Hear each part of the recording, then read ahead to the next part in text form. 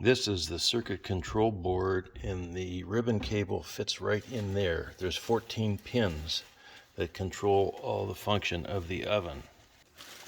We separated the touch panel from the console cover, and there are the 14 pins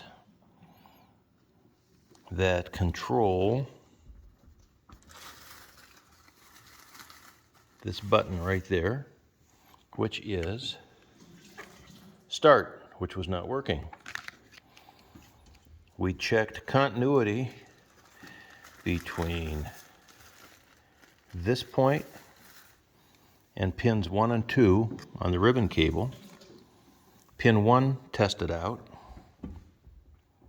Pin 2 did not have continuity, so we went down here and found a small discoloration in the circuit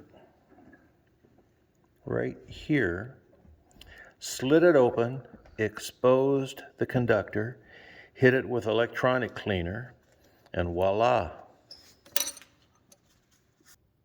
Now we put the faceplate back together with the ribbon cable coming out the bottom.